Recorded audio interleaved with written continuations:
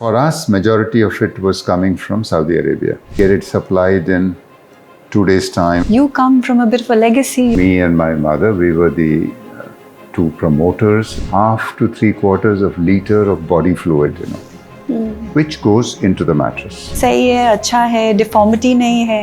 Why should I change it? But the intention is not to hurt the competitors. When I was disposing of my mattress, it wasn't very straightforward. Beginning to be addressed still costs a lot of money. You made a piece of furniture and it would last for generations, मेरे बच्चे भी करेंगे, उनके बच्चे भी, उनके बच्चे के बच्चे. Do you believe in work-life balance? The goal of all goals in life ultimately is to be happy.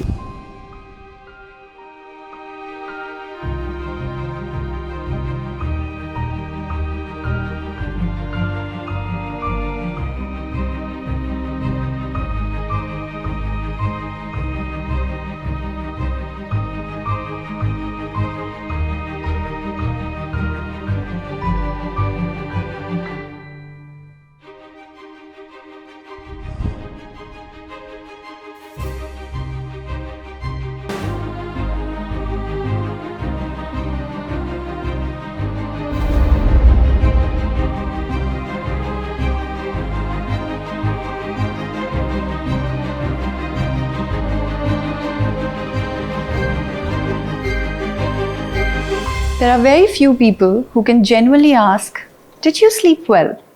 And have spent a lifetime making sure you do. Today, I'm speaking with one of them, Mr. Rahul Gautam, who has spent decades building the Sleepwell brand and in the process, quietly shaped how India thinks about sleep and comfort. It is with great pride that I welcome Mr. Rahul Gautam. Thank you Namaste, very much. sir. Thank you very much, Aavriti. Welcome to Happy Alien Life. Thank you. I want to begin with a very important question. Did you sleep well? Not particularly yesterday night, but generally I do sleep well. That is reassuring because that's a promise your brand has made to millions. Sure. How did you realize that sleep can be an opportunity for business? Most things in life happen by chance. I know sleep is always a important part of everyone's life. But the importance is realized in its absence. So there was a period of time, and I'm talking early 90s, when you would see that you were not getting good sleep. You would see that people around you were not sleeping well, and the impacts or the negative impacts that was happening around. So I guess that, and then the general opportunity of, that was the time when the country was opening up. This was 1991 onwards, when the liberalization process started. So it just helped that opportunity to grow. Yeah. And you built it with your mother. The company, yes, which started way back in 1971. So me and my mother, we were the two promoters and two shareholders at that time. But then for about, let's say, 20 years almost, it was standard company producing polyurethane foam, which is basically cushioning material. But getting into mattresses and getting into the brand Sleepwell, it was mid-90s that it happened. So you got it during the license Raj era. That is right. Right, yeah. That's exactly right. So that was the time for licenses, for quotas and all that. So we don't have a business background. Yeah. Father was in the army.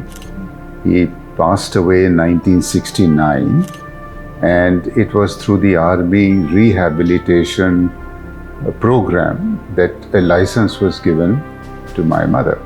She was just 37 years old at that time. Normally it happens that you sell the license, Right. get $1 lakh or so, and that's enough to take care of you and the family. But she chose to make it into an industry. I was 16 and a half, 17 at that time, and had just joined IIT Kanpur for doing my engineering. But then I guess the the resolve was strong enough for it to succeed. Yeah, you went to IIT Kanpur, you studied engineering. Then you went to NYU, you still studied engineering. And you have taken this brand to new levels. But these days, what do you think? Do you really need a management degree, take care of a big business or become a businessman? I guess it takes many things to become where you are and where you want to go. But education is important. So I did my BTech from there in chemical engineering and then did my master's from the US. But let me just say this, that engineering just teaches you a way of addressing issues and problems or anything that you face in life. It's the basic contents of a chemical engineering or any other engineering, you would remember for a while and then they'll go away. But it's the way of approach, and therefore I think it's a good idea that people should not only be educated but at least be exposed to a bit of engineering for sure. Yeah. I don't know, have you been or not? What's your... No, I studied law. I'm a Law. lawyer. Yeah. Okay. And I totally agree because you learn the skill set and then you apply in the industry. But recently there has been this debate about, how important an MBA degree is to actually get into management. So a degree, as I said, the education is important. The degree may not be that important. I think the relevance of MBA has gone down because there's just too many institutes which have come out. There are too many people who dole out degrees for where it's not even worth it. And specifically for MBA, it's a good idea to work along or have some experience, working experience, and then see how applicable that education is.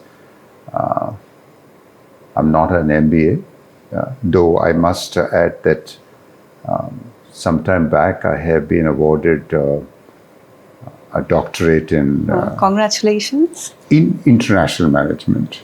Okay. And this is also by the European University in Paris. Mm-hmm. So MBA not by education, but more by practice. Mm-hmm. But education by any standards is important. And you come from a family where, your mother was very educated. She did her higher degree at a time when women weren't very educated. And she was a 4-time parliamentarian. She was there for 4 times, which is And when she got married in the 50s, I think was a standard BA degree, which I think all girls or all women at that level have. But post my father's death, while we were preparing for all this license and all these things to happen, she did go back to school. I think she did B.Ed and also a master's. So that wasn't common then. no, it wasn't. It's not common by any standards. Yeah. So did you ever feel, so it must be so normal for you, and then maybe one day you realized, gosh, I come from such an educated, progressive background. No, sure, it was, to be a part of that background and growing up, Yeah. that it's been there. And I think that education part of it still kind of continues in the family, Yeah. irrespective of that we are in business. So my wife is also a lawyer by education, and MA economics. Son is a engineer by profession and also a management graduate. Daughter-in-law is very well educated, and she's recently done a program from the US. So I guess education is a part of it. We have 3 grandchildren, and one of them is aspiring to be a sports person.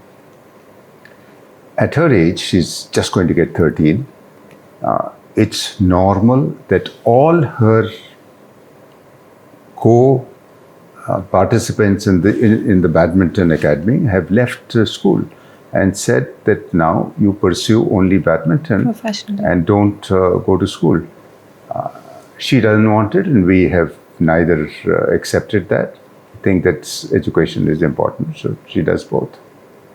I'm not even surprised, because you come from a bit of a legacy. Your grandfather was a politician, and he was also a member of the Constituent Assembly. That's right. So he has contributed significantly in nation building.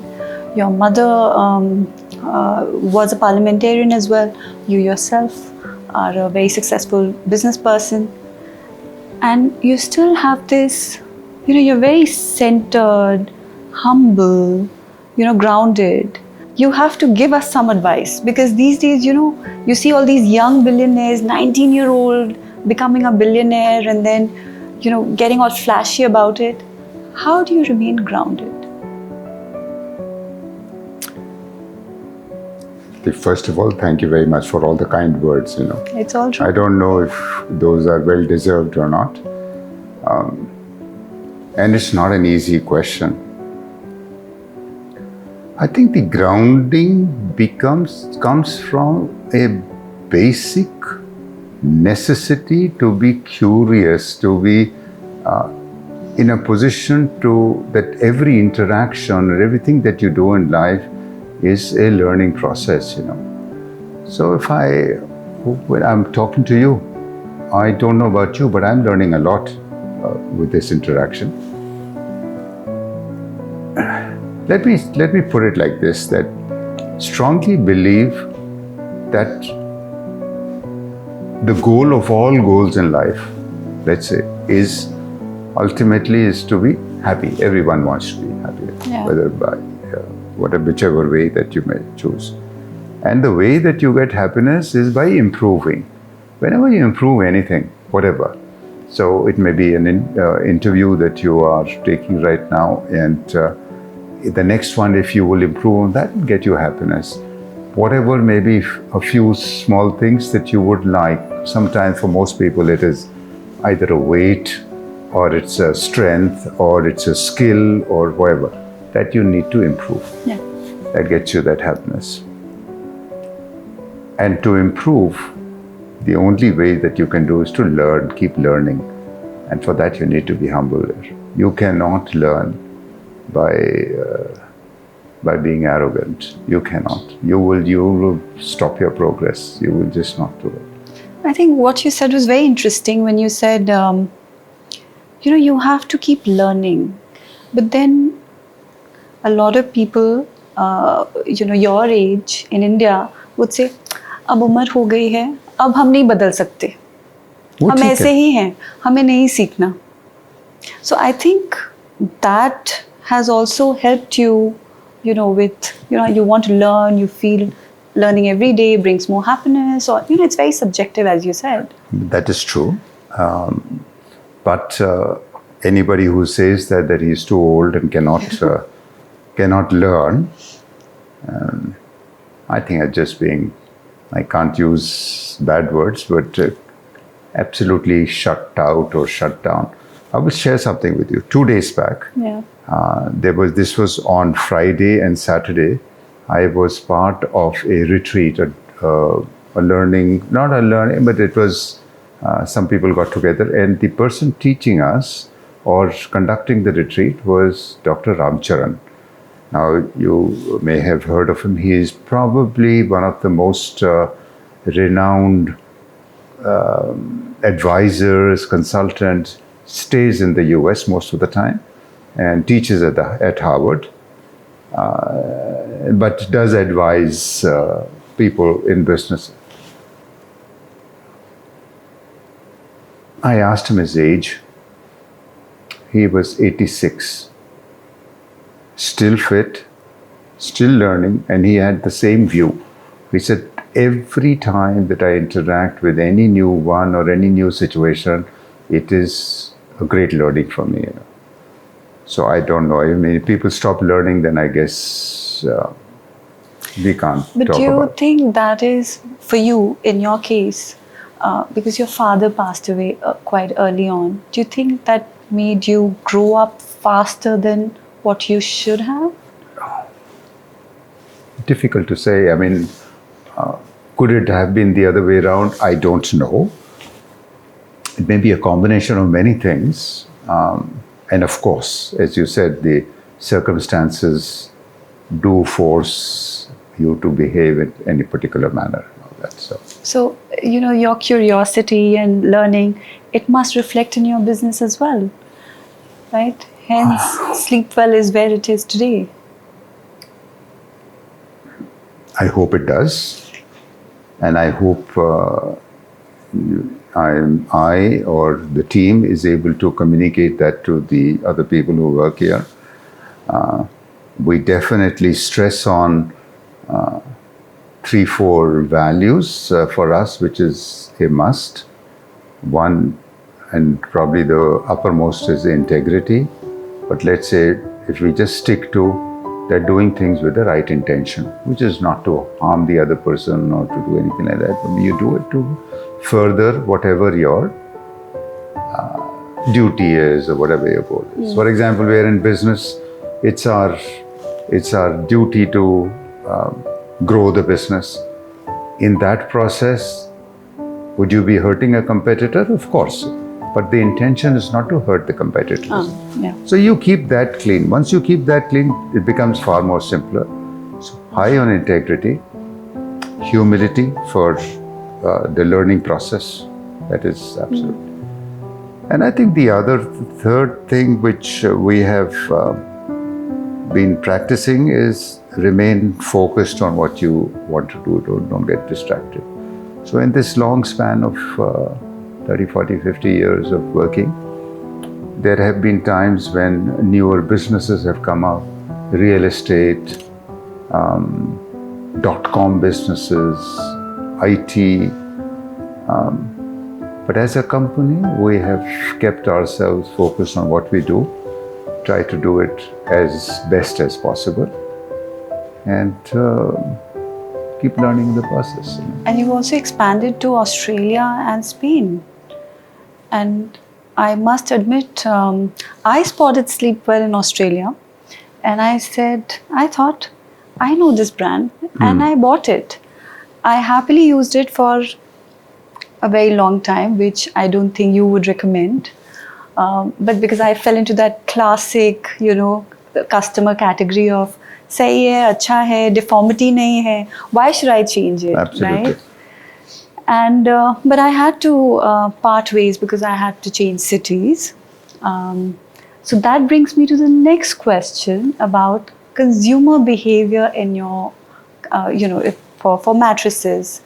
How do you deal with consumers like me, for example, right? Where we think, sahi to hai, why should I change? Because I think mattress is not a very exciting category, right? I think they procrastinate a lot. Sahi hai, maybe I'll change it later, or on a festival or something like that. How do you deal with customers like that? So first of all, Aavriti, you're not unique in this world. All consumers, most of them, as far as this category is concerned, are like that. It doesn't break down. Oh, you stole my thunder. I thought I was unique. Okay, fair enough. You can use it again. Or it's not, it won't evaporate. It won't disintegrate. It won't go away. Yeah. And therefore, you don't want to change it. And if it's a reasonably good mattress, of course, some little deformation, some little adhering to you, and all that happens, and therefore you just get used to it. You also don't want to bring in a absolutely brand new one, and then you're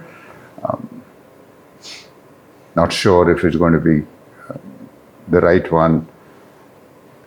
But there's another thing that happens to mattresses, and that is that every night each one of us loses about 1/2 to 3/4 of liter of body fluid, which goes into the mattress. A good mattress absorbs that, and then during the day would give it back to the air. But as you go along, these things get built up, and then within about 5 to 6 years' time, there would be bacterial, viral, not viral, but fungal, and other microbes which will keep growing there. So it's a good idea, although in all our products, we provide this anti-allergic or anti-microbial protection. Cover, yeah. Not only the cover, it's a part of the foam, but there is a limit to it. There is 5, 6 years, 7 years that's there. But then going back to the challenge that you said, yeah, sure, that's one of the biggest challenges. It's not a top of the mind category. It's something that you forget. Most people don't even know what they're sleeping on. Once it's covered by a bed sheet, raat ko gaye, so gaye. We've done some of these researches and found that people don't know. किस पे सो रहे हैं पता नहीं. And आपने Sleepwell का नाम सुना? नहीं सुना. हाँ सुना है.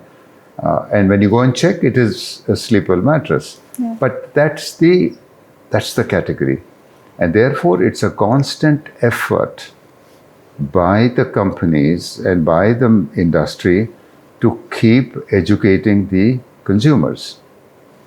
It's a constant effort. Yeah. But it requires a lot of money, it requires a lot of effort. We do our bits, not enough. Not enough.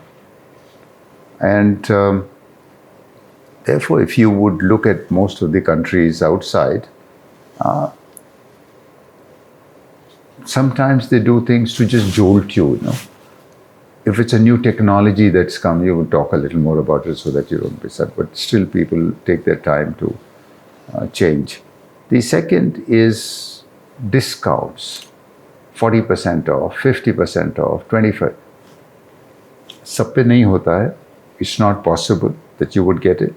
But it just attracts you to the shop, increases their footfalls, and then gives the opportunity to the retailer to talk to you and then probably convert you into buying. But that's the nature of the business, for sure. Going back to the question earlier when I was talking about Australia and Spain, I got a little sidetracked. How difficult was it to get into these markets? Australia, as I said, most things happen by chance. So we were in contact with that company in 2004 for buying a technology. And then this company was sold off. So we said we'll have to talk to the new owners. But there is a anti-competition council which is there in Australia, which is here too, which is in US is called antitrust, here it's called the Competition Council of India, but they don't allow you to become too big.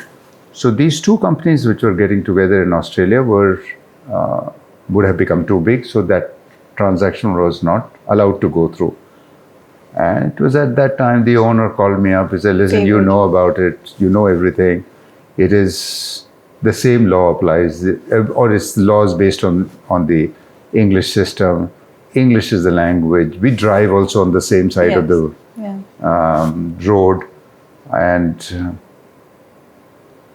so why don't you take the company rather than just a technology, On our part, we had also been thinking about expanding out of India. So when you look to the east side, you generally have whether it's Burma, Malaysia, Thailand, Indonesia. The industry is dominated by the Chinese. Yes. We don't bring any more value than what a Chinese would bring, to the table. But I think in Australia as well, right? Not really. No? Of course, there are many Chinese. Yeah. But far fewer. And if we looked at the west side, then of course you had Pakistan, Afghanistan, Iran, Iraq, and also not comfortable. Yeah. And therefore this opportunity came and we said, good idea. Yeah. And 2005 we bought the company. So it's now almost about, how many years is it? About 21, 22 years. As far as Spain is concerned, European market is one single market. Yeah. And that is the largest foam market in the world. We have always been interacting with that and always have thought of having a small toehold or a foothold there. So this place in this company in Spain, a small company, we were in contact with them, similar technologies, and they decided let's kind of get together. So in 2019, just before COVID, that's how that became a part of the same company. Oh, I find that It just happened. I would say Europe was little driven by your desire to be there. Australia just happened. And I guess subsequently we have a good IT system which connects up all the companies, which connects up our marketing setup, which connects up all the factories that we have. So I think that just made it easier. I think the difficulty is always in the first one, So I want to ask a question for all the young entrepreneurs because, you studied here, then you went to the US, your business is here in Australia, in Spain. So for all the young entrepreneurs who aim to go global, what is that one advice that you would give? Or maybe two advices?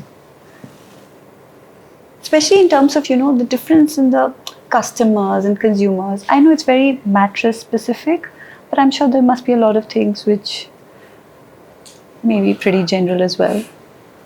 Basic values or the needed values don't change. I mean, we talk of integrity or humility, but are those not what are required outside? Absolutely they are, and I think today's entrepreneurs are already exposed to the entire world with all the communication that is existing, whether it's the social media or it's the channels or the TV or the connectivity which is there. And I would say till about a year back, I would say it's become much easier. But whatever had been the turn of events in the last 1 year, it's probably becoming difficult again. And with the wars going on and restrictions going on, and with a change of president in the US, that is there. So while saying that, or trying to answer your question of saying that what would you do, look, if you're on the software and the IT side, you can sit here and go anywhere in the world. Yeah. If you're in any other product side, I would say that try to explore India first, We may have these companies outside. They form, together would form about 20% of the revenue, 25% of the revenue. 75% is here in India. And India, the potential and the opportunities are far more. It's also doing well, not only by what we are saying, but what, let's say, a World Bank would be saying, or anybody else would be saying. So what, 6.5%, 7% of GDP is a good number here. The opportunities will be here. So I would say that do it here. Yeah. And then... And Indian market and doing business in India can be quite intense as well. Of course. Yeah. Do you ever have, one of those moments when you're like, I'm going crazy? How do you, when somebody goes for an interview and they get this question, how do you deal with conflict?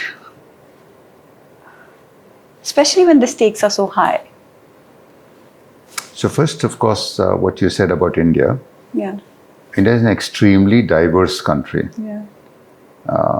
The number of states, the number of languages, the number of cultures that are existing are huge by any standards. Yeah. And therefore, you want to produce the same, you want to produce mattresses across the country and distribute them or market them. I won't say it's a challenge, but it's a lot of work to do. Yeah. And सबकी आदतें भी फ़र्क हैं. I mean, selling a mattress in Calcutta is very different from selling in Mumbai. You know. Like how? One, from a sheer size, I don't know why, but the beds in Calcutta or Bengal are far bigger and huger, and therefore you would have mattresses which are large. Tendency to use air conditioners is far more on the west side and far less on the eastern side. Okay. Now, I don't know if it is because of economic levels or it's because of any other reason. Therefore, the way that they maintain their mattresses, would you believe this, that वो actually रोज सुबह झाड़ू लगाते हैं mattresses पे? I have seen it when I was growing up because I was partially in Bengal, and one of my neighbors, she had a jharu for the mattress. It's a culture, but it's a culture based on some good logic. Yeah. Whatever little dust particles or, as I said, the human skins, which would parts of it that would have settled down on the mattress, are kind of taken away. It does renew or revive the mattress for one. It's a practice. Mumbai, on the other side, far smaller sizes, smaller rooms. Of course. Fit for air conditioning, and probably this time per se on the eastern side is far more that people have. So the beds would be used for watching many things, watching TV, having sitting down and playing cards, or having a meal, all that. It's very different from, and therefore you need firmer mattresses, harder mattresses, because you should be able to sleep on them as well as sit on them. You know? So I guess that diversity exists, and that's there. So and then probably your question was that how do you deal with conflicts? So whether it is mattresses or selling mattresses or anything else in life, I think a conflict or tension or whatever that you may say is inevitable. तो होगा ही होगा. I think it's you just need to learn the ability to handle that, you know. I mean, and let's say peace is not the absence of conflict. There is no conflict, so there'll be peace. It won't be. But it's your ability to handle with it. And I guess when you go down and just sort of analyzing, you'll find that the basic assumptions are very similar. Conflict is more peripheral, you know, or more on the surface that you would see. It's your reaction to it, basically. Also, absolutely well said, that it's your reaction to a situation. And each one of us can have different reactions, and that's why a conflict arises. That's possible. Yeah. Speaking of peace and conflict, one has to talk about the recent war. And I think it must have some impact on your business since, you know, I think it's polyurethane, if I'm correct? So the name of the product is polyurethane. Urethane. And what we do is make foam out of it. So it's called polyurethane foam. Okay. It's made of two basic chemicals, both derived from crude. Crude oil. Oh. Okay. Long distance. So long distance from crude to these chemicals, but they are both derived from there. Two chemicals, one is called polyol and the other one is called TDI, toluene diisocyanate. Okay. Produced by chemical majors all over the world, not in India, or they're one place in India. But for us, majority of it was coming from Saudi Arabia and a little bit from China. So Saudi Arabia, whatever was coming, got stopped now because the Strait of Hormuz being blockaded or controlled. I would say about 25-30% was coming from there. The rest comes from China or a little bit from India, a little from Thailand. So impacted, yes, on two accounts. unavailability, and high price. So in the last 1 month, prices of the raw materials have gone up by more than 55-60%. So that means the mattresses have also become more expensive? Generally, yes, wood. But on mattresses, we are a little careful that you don't decrease prices. It becomes very difficult then to control the market. So therefore, any increases also, you're rather prudent on that part of it. You say, कम करेंगे जो करेंगे. और फिर mattress में और बहुत सारे parts भी होते हैं. There is the textile, there is the quilting, there is maybe a coir or a spring or whatever, and there is the foam. So it's a combination of many things, and therefore just the increase in foam will have some effect, some impact for sure, but not the entire impact. So how much of your raw materials actually comes from India? How Atmanirbhar are you? From the input side, both the chemicals, are they manufactured in India? Yes, but not enough quantity. And therefore, some import has to be done. But fortunately, these companies large companies who would be selling us, they have tanks and at the ports, So whether at Kandla or Mumbai or Navi Mumbai, large, so it comes in huge tankers, gets offloaded there, and then it is sold to us in Indian rupees. So to that extent, we are Atmanirbhar, but dependent on raw materials for sure from outside. But our own productions, our own manufacturing, our own distribution, we're reasonably Atmanirbhar. The oil which was coming from Saudi, was it also going to Australia? Because I think you manufacture in the country, right? Because of the size of the mattresses? So those are the inputs, the polyol and the TDI. Yes, they go to Australia, but they may be supplied from China or from Thailand more as far as Australia is concerned, and not from Saudi Arabia, because China is closer and Saudi Arabia is closer to this place. But does it happen with you? There is some shortage in Australia and you think, koi baat nahi, I'll send mattresses from India. Good thought, but unfortunately, mattresses are voluminous items. So selling them across continents or across countries is expensive. It's easier to produce foam and its products closer to the markets. And that's the reason, even in India, there are 7 places that we manufacture foam and another 7 places where we make mattresses. So totally 13, 14 places across the country, you would make the foam and the mattresses just to be close to the market, so that you can save on freight. Otherwise, transporting that will be difficult.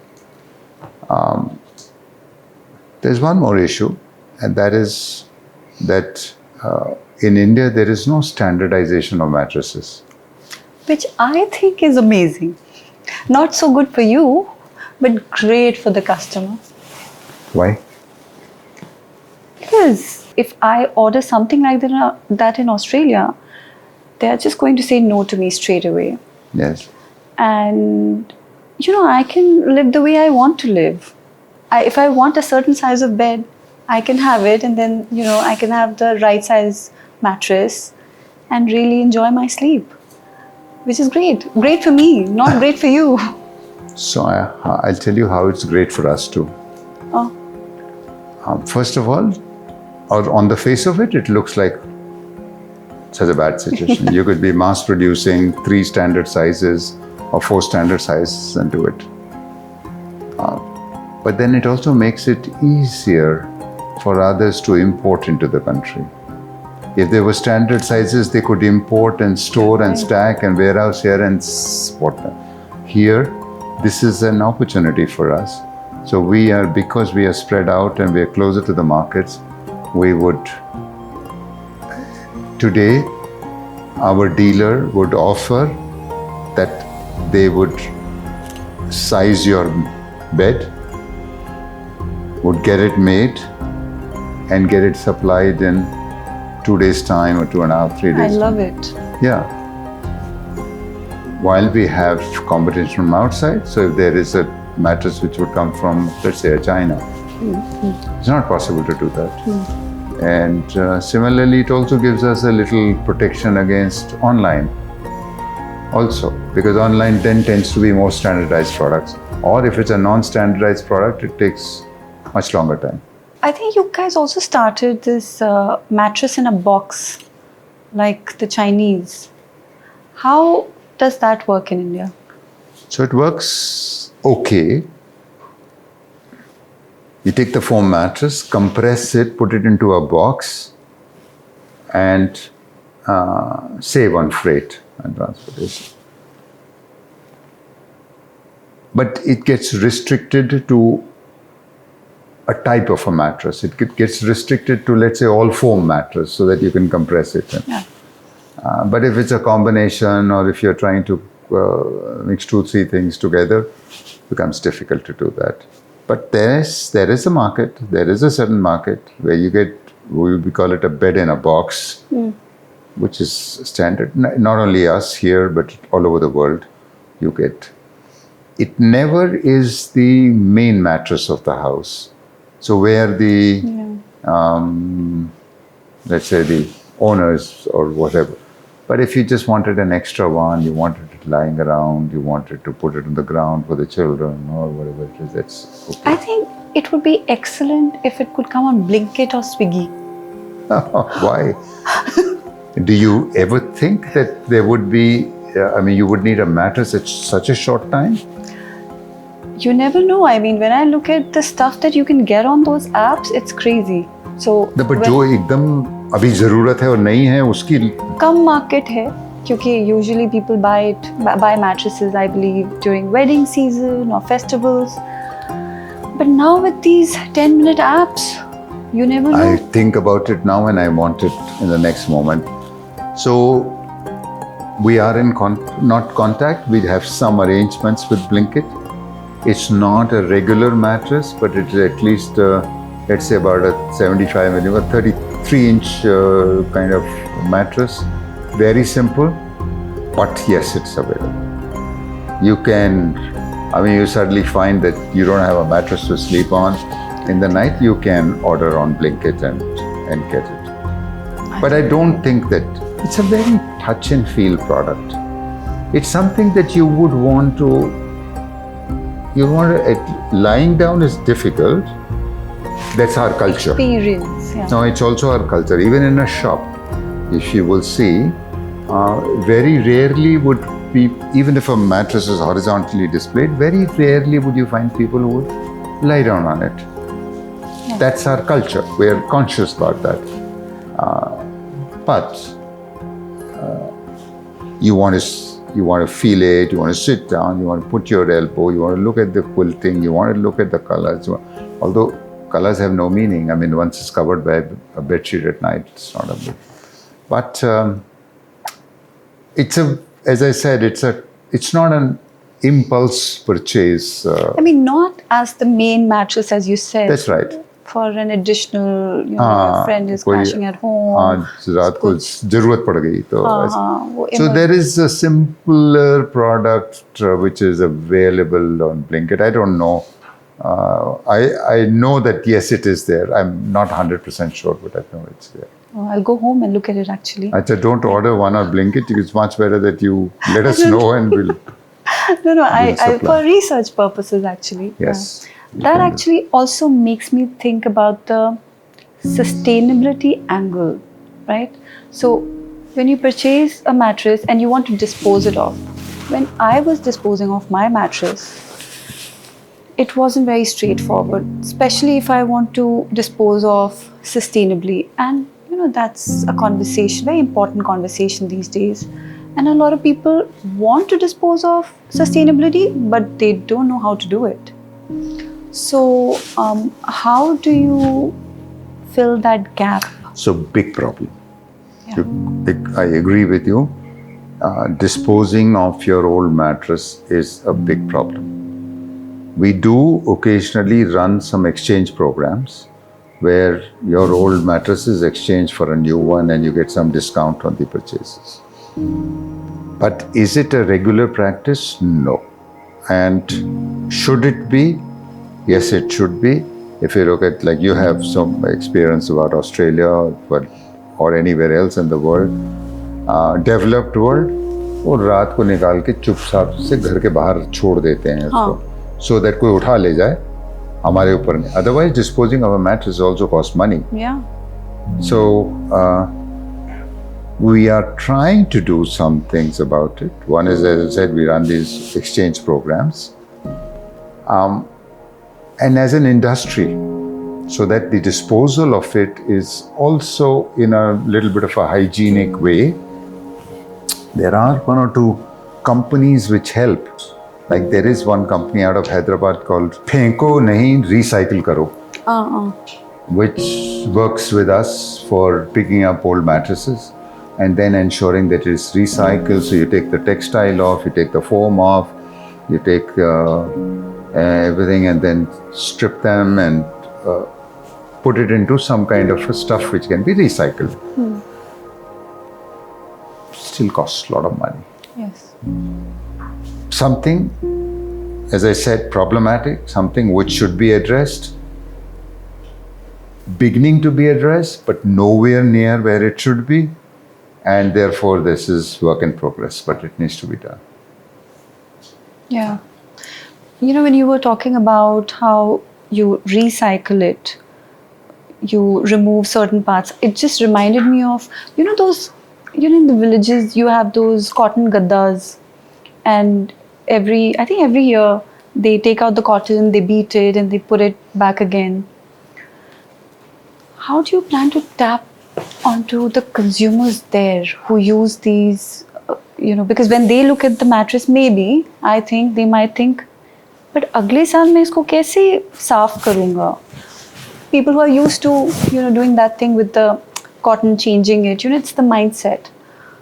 And I think that's a big untapped market. So पहले पुराने ज़माने में ऐसा ही होता था, और अभी भी in some parts होता है, where you have a cotton mattress. Every year you have to get it refluffed or revived, और वो धुनते जो हैं तो उसको धुन के कर लेते हैं. But the problem with that is that whatever you fluff it up, very soon it becomes flat again. Yeah. As I told you, a lot of human tissues and fluids go into the mattress. You have a lot of insects and other things which kind of grow. And therefore, it is necessary to be refluffing it every year on year. It's a problem. It's also a huge issue to keep doing that. And that's why you have the modern mattresses where you don't need to do that, but you need to change in, let's say, 6 years, 7 years time, or 8 years time, you should do that. But for the cotton mattresses, we have 2 years back here started a product where we reach it to the villages or to the cluster or small towns where you can actually threefold the mattress and put it away like a cotton mattress in the day, and night you can unfold it and use it. Here we have 2 brands on it, but one main brand is called Tarang, and you can get that price. It's also priced very reasonably. You can get a mattress for almost about 2,500 rupees or so. But I think that market is fairly untapped, right? People sleeping on Gadai, Razai Gadda, Khat, Khatiya. हाँ, so बिल्कुल ठीक बात है, वो untapped है, but distribute करना भी उतना ही मुश्किल है. It's a voluminous product. Yeah. So we are trying to do that. It's growing, but we are pushing. See, a few of the rural types of living is even in big cities. यहाँ पर भी there are also villages and there are also Sangam Vihars and all these places where Right. you could get people who have no space Yeah. and who would want mattresses like that. But we are pushing, and now we've reached, in some places, in some states, have reached to the 1 lakh population towns, but need to push harder. And as roads and infrastructure becomes better, I'm sure that this will. But it's a very simple mattress, which still nothing needs to be done for 5 to 6 years. Will provide the fold so that you can keep it away, and will be able to replace the cotton mattress. Yeah. I actually also read that you acquired Furlenco and Kurlon. Furlenco being the furniture bit of the industry. And I noticed, when you go to buy a mattress, it's not like the mattress is on the floor. Mattresses put on a really nice bed, then you have nice furniture, wardrobes, dressing table and all of that. Do you think is that why you got into Furlenco? No. Partly, but not really. Furlenco's main business is the renting of furniture. I think it's a brilliant idea, to be honest. So you are the younger generation, which think it's a brilliant idea. But if you talk to the older generation, renting of furniture is not something which is that you always thought that you made a piece of furniture and it would last for generations. मेरे बच्चे भी करेंगे, उनके बच्चे भी, उनके बच्चे के बच्चे use करेंगे, and you always pride in that. This chair belongs to my grandmother and this that. But it's changing, and you are right that it is changing. Today, you could rent a sofa from Furlenco, pay a monthly rent. Whenever you want to change it, they will take this one away and bring it back. It's good for young professionals, who just keep moving cities. They have job here and there. They're living by themselves. I think it's great. Rather than buying furniture, then moving out, moving in, just adds to a lot of cost. So I thought so, Aavriti. I thought that this was good for the floating population. Yeah. And, otherwise it would have limited markets. But let me take the example of my sister, who is about 70-ish. She got her flat made, and as is normal, you forgot about the furniture part. Then I told her, I said, you can get one from Furlenco. Now it's been about 3 to 4 years or 5 years. She said, I don't want to buy one. Whenever I get fed up for this one, I just phone them, they come and pick this away and give me another one. Not only that, if this has to be maintained, I don't need to worry about it. They maintain it, they make it afresh and do it. So, it's changing. Except for maybe human relations, otherwise, house, buildings, cars, everything else is on rent. It's changing. So Furlenco, we got into it because one, it was furniture. Yeah. And for us, being manufacturers of polyurethane foam, two major applications. One is mattresses. So that is Sleepwell and Kurlon. And furniture, we were only supplying the foam, but not making furniture ourselves. Oh. So Furlenco, we believe, is then our foray into the furniture side of the business. So which we are slowly bringing that up. Kurlon was another mattress brand, older than us. It's, very popular in Bengal. Very, very popular in east part of India and very popular in south of India. Relatively, we are popular in north and west, and therefore that synergy came about, where you could bring the two geographies together. And you took your company for an IPO. It was around, I think, 2016, That's correct. November, around demonetization. That's correct. Must be a tough call. How did you deal with it, and why did you take your company for an IPO? It takes about 8-9 months or 10 months to prepare for an IPO. And we prepared and we decided on a date of first week of December 2016 to list it. On the 8th of November, just 1 month before, the demonetization took place. What timing? What timing? So did we fear or did not fear, but did we think about it hard? Did we say, let's withdraw it and do it after a while that it stabilizes? But we thought, okay, for the reasons that we were doing, they were strong enough. Generally, people do an IPO to get money, get equity, and then to become liquid so that you can sell and purchase your shares. But for us, the reasons were a little different. It was to attract talent, retain talent. It was for the brand to be better known in the world. It was to get more financial discipline in the sense that, as I told you, I'm not a born banya. I don't think like that. And therefore you tend to be a little lax on financial. But when you have a market which is, you have to declare results every quarter, you have to have the right ratios and this, that and all.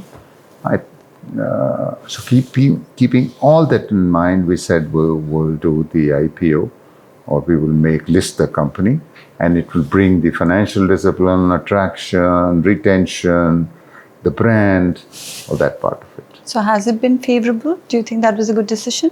I absolutely think that it has been favorable. It's not that you haven't had good times and bad times during the process. Of course, there have been. But every 3 months, there is somebody to ask you questions and to let you know that you better behave or do this in a way. It has also helped to get some better people. So for sure. And more consumers? More customers? Customers is very difficult to correlate that. With IPO, yeah. With an IPO, very difficult. But obviously you are better known. So, for example, buying Kurlon, it was possible to do that because you were listed. So you could raise money in the market and buy that company. Otherwise, it may have been difficult. Yeah. I want to ask you a very difficult question, actually. What is your favorite mattress? Which one do you use? So I use a very simple foam. It's called Latex Plus. Sometimes the commercial people keep changing names, so it may be not available, but don't worry, if you want one, we'll get it anytime. Thank you very much. And it just has the right support, it has the right comfort, it has the right air circulation on it, and it also is great for grandchildren to jump on it, and nothing happens to it. So it's been there with me now for about 6-7 years. Of course, I do use a mattress protector or a personal protector so that you can change it, you can wash it, and you can do that part of it.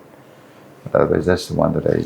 When you said it's very good for children to jump on, that actually reminded me of how much I love Sleepwell ads. They make you happy, they make you sentimental, and you relate to them. There's this one particular ad where this husband comes from work every day, and his wife gives him a massage while sleeping on the bed, right? And her massage is just perfect. It's neither too strong, nor too soft. And then one day he comes back home and he doesn't request her to massage her. Guess why? Because he's sleeping on a Sleepwell mattress. I try to. I mean, we try to make them good for, and happy that you can relate to it. And Yes. One question for the Gen Z actually. Do you believe in work-life balance? absolutely, Yeah. absolutely. I mean, at times it can be when you work a little more than what the balance should be.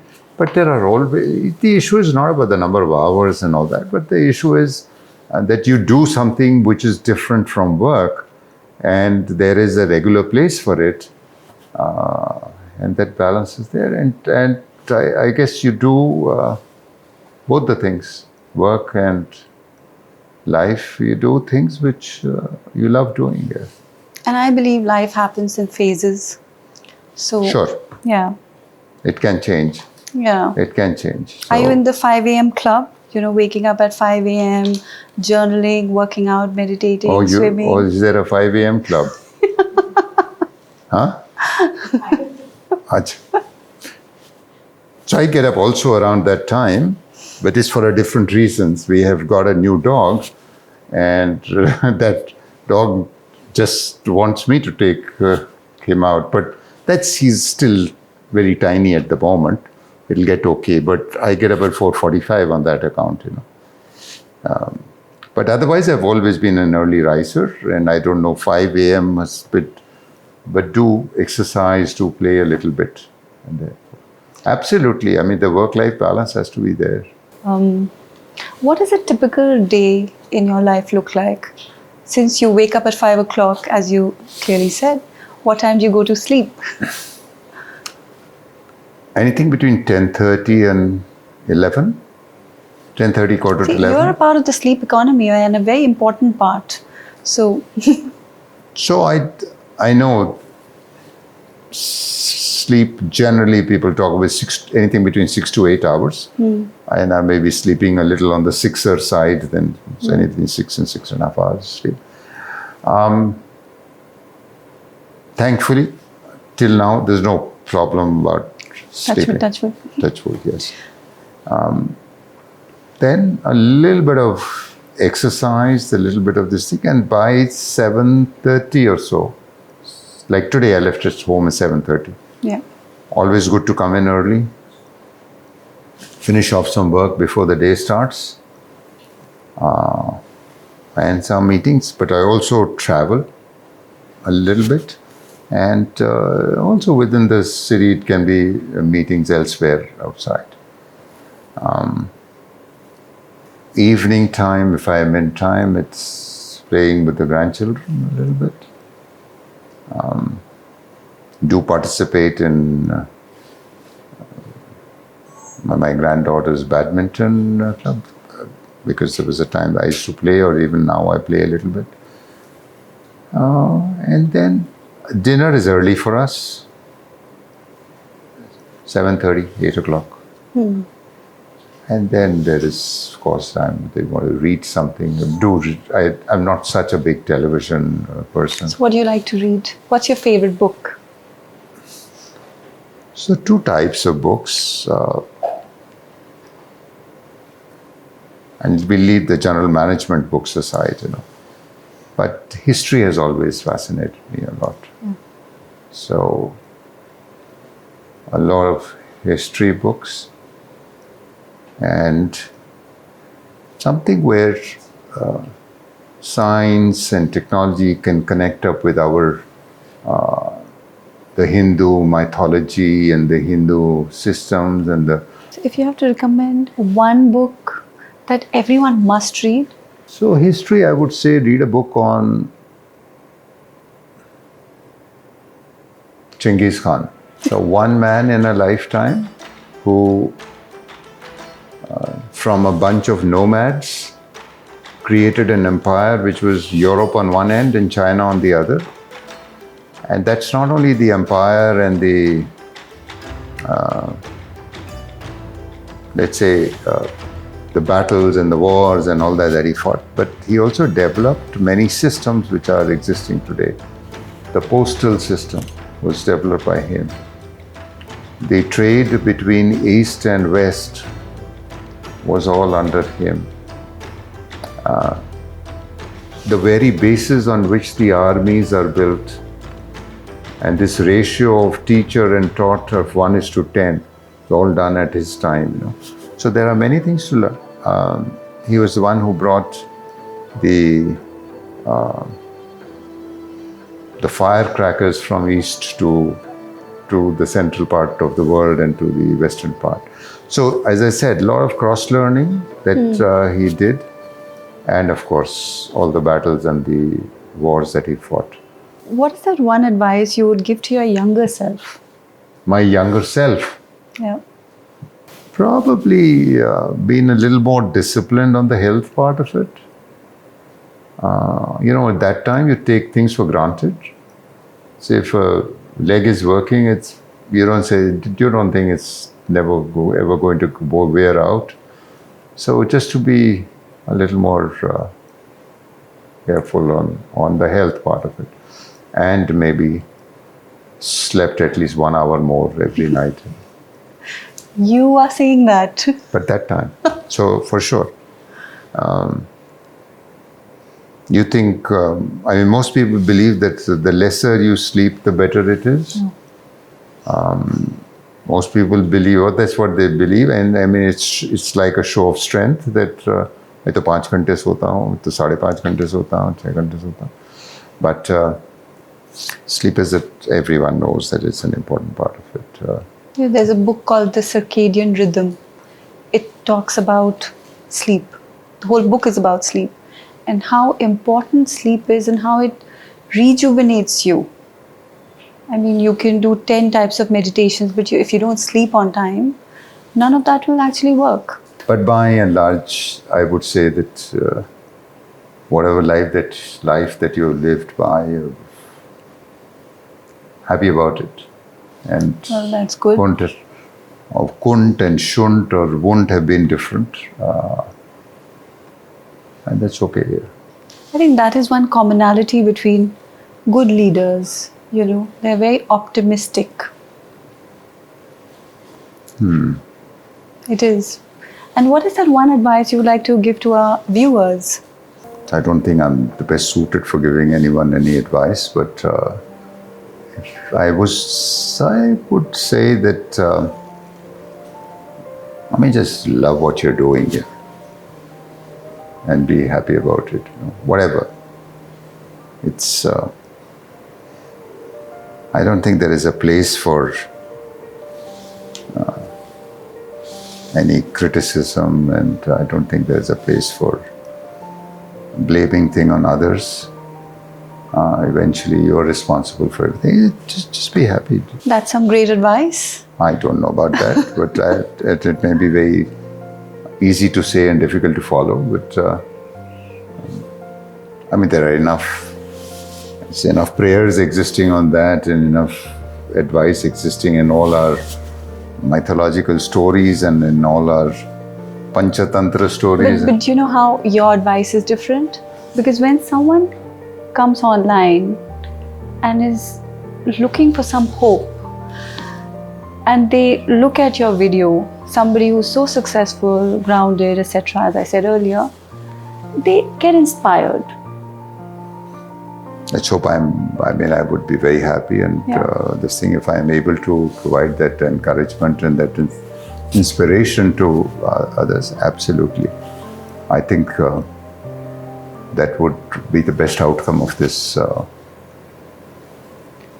nice podcast, chat that I had with you. Thank you, sir, for your precious time. Thank you very much for taking this. Thank you very much for taking this time out. And let me just say that even if the questions were all on me and my answers were also on myself, but it was a great learning. It was, besides getting to know you, I think I've come to know myself a little better. And thank you for that. It's all perspective. Very, very kind of you. Thank you. Thank you.